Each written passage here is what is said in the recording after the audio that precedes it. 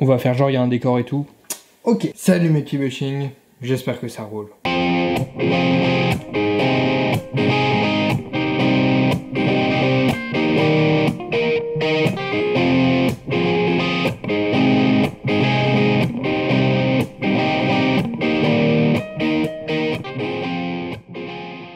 Dans la vie de tout grand youtubeur, il arrive un moment où il se voit confronté aux questions laissées sans réponse, à toutes ces interrogations des gens qui le suivent. Il arrive dans la vie de tout grand youtubeur de devoir faire une Q&A. Les rageux diront que c'est une vidéo que tu fais quand t'as pas le temps d'en faire une autre. Et ben vous savez quoi les rageux? Bah vous avez raison. En vrai c'est pas exactement ça, certes j'avais pas énormément de temps pour cette semaine, mais sur un post sur Instagram, je vous avais dit que ce mois-ci je voulais faire plus de vidéos sur des questions que vous vous posez sur la longboard. Mais on s'est un peu mal compris, moi dans ma tête c'était plutôt des questions du style est-il possible de trouver une board de freeride à moins de 150 €, comment entretenir sa board en hiver, etc. Mais c'est pas grave parce que ça me donnait l'occasion de faire cette vidéo qui peut être tout à fait sympathique également. Première question évidente pour introduire la vidéo. Combien de temps ça fait que tu pratiques le longboard? Attends. Alors ça fait à peu près 3 ans que j'ai acheté ma première longboard. Et pour rentrer plus dans les détails, comment as-tu découvert le longboard? Alors en fait mon grand frère faisait du skate, genre au lycée avec ses potes, tout ça. Moi j'étais pas trop attiré par le skate. J'ai essayé, hein, je suis monté sur la planche de mon frère quand j'étais plus petit, tout ça, mais franchement...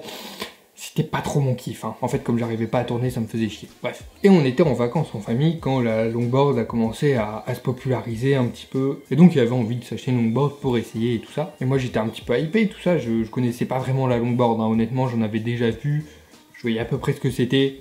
Point, j'étais jamais monté dessus. Et j'ai absolument kiffé. C'est-à-dire que je l'ai emprunté, je partais 1 heure, 2 heures en balade, dans des coins je savais même pas où j'étais, mais juste pour rouler, parce que je trouvais ça trop agréable. En plus à la mer, c'est... Bref. Et en rentrant, je parlais à mon meilleur pote, celui qui avait filmé la vidéo sur le fait qu'il chaud vite. Je savais qu'il avait fait du skate quand il était petit. Je lui dis, mec, j'ai essayé la longboard, j'ai kiffé. Ça te dit, je prends le vieux skate de mon frère qui restait à la cave et on va aller rouler. Donc voilà, c'est ce qu'on a fait. À part que les tricks, ça m'intéressait pas spécialement. Le skate, c'est quand même beaucoup moins agréable à rouler, mais j'ai aimé quand même bien. On a essayé de faire quelques figures, tout ça. Voilà, au début septembre, j'ai acheté mon premier cruiser, un Long Island, en réalité un Jean-Jean. Je roulais pas mal, tout ça. En fin d'année, avec mon meilleur pote, on s'est dit qu'on allait s'acheter des longboards pour se balader. C'est pour ça que j'ai acheté ma Big Pinner, la globe en bambou que vous avez déjà vue, je pense. Et voilà comment j'ai découvert la longboard. Merci grand frère. Donc ça répond aussi à la question à quel âge as-tu commencé tout type de skate. En réalité, je suis monté sur un skate, j'avais, je sais pas, peut-être 10 ans, un truc comme ça. Et pourquoi je me suis tourné vers le longboard? Parce que j'aimais pas spécialement faire des figures, que je kiffais me balader. Et j'ai vu des vidéos de mecs qui faisaient des skates de malades, notamment la vidéo de James Kelly, qui m'a énormément donné envie de faire du longboard.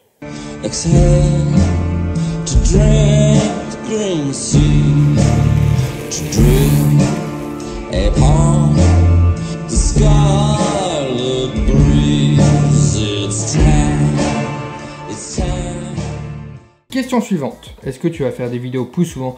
Parce que bordel de merde, je kiffe tes vidéos! Déjà, merci beaucoup pour l'entrain. Je fais actuellement une vidéo par semaine. Je peux absolument pas faire plus pour l'instant. J'aimerais bien. Mais déjà, avec tout ce que j'ai à côté, j'essaye de suivre ce rythme. Ce qui est un peu délicat étant donné que ce n'est pas ma vie. J'y reviendrai. Et sinon, tu veux bien faire une vidéo sur un skate ou deux cruisers, on a compris l'idée. Alors comme je viens d'expliquer, c'est pas trop mon truc les figures, mais je ferai probablement quelques vidéos sur le skate avec mon niveau totalement médiocre. Et par contre une vidéo de cruiser, je trouve que c'est beaucoup moins intéressant parce qu'à part voir quelqu'un rouler, il n'y a pas énormément de choses à voir. Ça va? Ouais, plutôt bien, merci.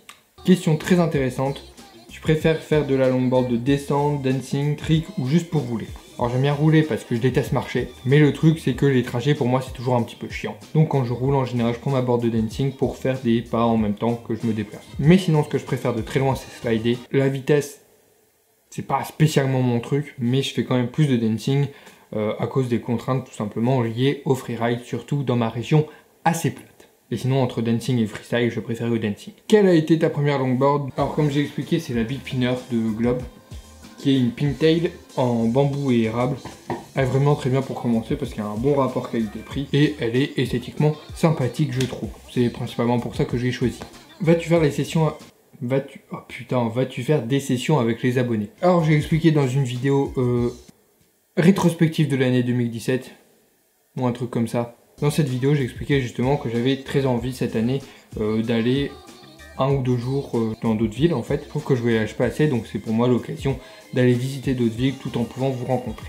Quelle a été ta plus grosse chute en longboard? J'ai pas fait énormément de chutes, honnêtement, parce que comme je vous l'ai dit, je suis pas un fanat de vitesse, mais je pense que la plus grosse chute que j'ai faite, en tout cas visuellement, qui en jetait le plus, c'était juste en freeride, et j'arrivais en bas du spot, sauf qu'il y avait une voiture que j'avais pas vue, qui arrivait à une intersection, et en fait, sans mettre son clignotant, elle a commencé à vouloir tourner, et du coup, j'avais à manger. Du coup, j'ai commencé à drop foot, j'ai vu que je perdais pas assez de vitesse, j'avais pas le temps de slider, du coup, je me suis jeté de ma longboard, et puis j'ai fait wouhou.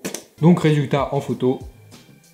Mais voilà, sinon c'est pas non plus fou, je me suis rien pété, tout ça, tout va bien. Mais par contre, une fois, je me suis bien éclaté sur un toe side, j'ai voulu prendre un peu de vitesse.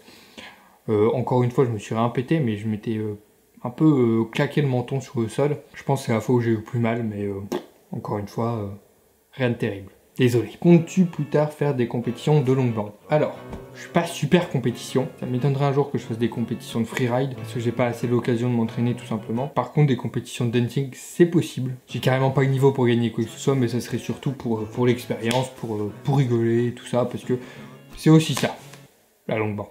Prochaine question. Je voudrais savoir combien de temps tu as mis avant de commencer à pouvoir faire quelques figures de dancing. Alors déjà, le dancing, je l'ai pas connu tout de suite. Ça m'intéressait absolument pas, donc c'est pas très représentatif parce que quand j'ai commencé à faire quelques tricks de freestyle ou de dancing, j'étais déjà assez à l'aise sur ma planche, ayant déjà fait du freeride. Et pour te donner une réponse un peu plus intéressante, tout le monde apprend à son rythme, que ce soit juste pour avoir l'équilibre, slider ou faire des tricks de dancing. Même si progresser c'est bien, le principal de toute façon ça reste d'aimer rider, apprendre, etc. Donc c'est sur ça qu'il faut se focaliser. Suite de la question, qu'est-ce qu'on peut faire pour vraiment bien travailler l'équilibre? Tout bêtement, le plus simple, c'est tu pratiques et au bout d'un moment, tu vas gagner en équilibre. Point. On n'a pas tous le même équilibre de base, mais au bout d'un moment, on sera tous à l'aise dessus. Sinon, si tu veux vraiment travailler ton équilibre, il y a ce qu'on appelle des balance boards. Ça se trouve sur internet et ça travaille bien ton équilibre. Hello, comptes-tu faire un road trip longboard ou simplement des vlogs de session dans des spots spéciaux? Voilà, continue, bon ride. Bon ride à toi aussi. Je compte pas particulièrement faire un road trip longboard, à part ce que j'ai expliqué, aller dans des villes, mais c'est pas vraiment un road trip. Et pareil, pour rider dans des spots particuliers, ça va dépendre de là où j'irai. Tu te la pètes pas un peu avec ton couteau papillon? Non. En vrai, si je l'utilise pour déballer mes colis, c'est parce que je m'en fous de la lame. Et absolument pas pour me la péter. Tu pratiques d'autres sports que le skate? Actuellement, non. Enfin, je me maintiens en forme, mais une activité sportive style passion, non. Mais sinon, dans ma vie, j'ai fait du tennis, du tir à l'arc, du hockey, un peu de jiu-jitsu et beaucoup de karaté. Tu pourrais lancer une carte interactive sur ton blog pour que tes abonnés ne rident plus seuls. Je sais absolument pas comment on fait. Mais j'ai commencé à faire une liste des associations sur mon blog que j'ai complètement mis de côté par manque de temps. Mais je vais m'y remettre sérieusement, promis. On pourrait organiser une convention Bushing Family quand tu atteindras les 10 000 abonnés. Très volontiers, mais honnêtement, ça risque d'être un petit peu compliqué de mettre ça en place. Surtout que les gens, ils vont pas se déplacer sur plusieurs kilomètres juste pour me voir. Ça m'étonnerait. Encore une question un petit peu moins longboard. Tu fais des études en quoi, au fait? Et c'est l'occasion de vous expliquer pourquoi j'ai pas énormément de temps en ce moment. L'année dernière, j'ai eu ma licence de droit, ce qui tout seul sert pas à grand chose non plus à part aller en master. Mais plus le temps avançait, plus je me rendais compte que c'était pas spécialement ce que j'avais envie de faire de ma vie. Et je kiffais de plus en plus la vidéo, faire des vidéos. Donc je me suis dit que c'était le moment d'essayer de me lancer dans la vidéo. Donc, je parle pas de YouTube mais de mon activité vidéo.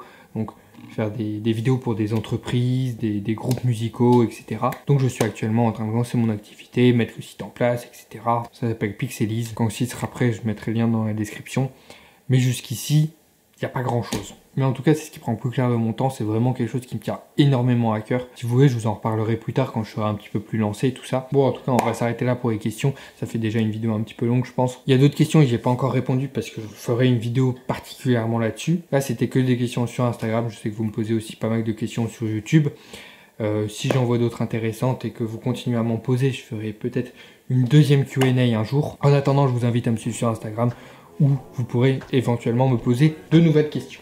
J'espère que ça vous a plu, vous pouvez aimer la vidéo, me poser des petites questions en commentaire, la partager, faire ce que vous voulez avec, mais vous pouvez également vous abonner pour devenir des Bushing de l'espace. Mais en attendant, bon ride. Alcohol, smoke, or ecstasy in your blood, a drop will be bloodstream, sticking root in your eyes. days, but you need it, and you need it. Je voulais également vous remercier d'être là, de tous les petits commentaires et autres interactions que vous produisez. Je suis nul en remerciements en fait. Bref, on va faire simple, merci.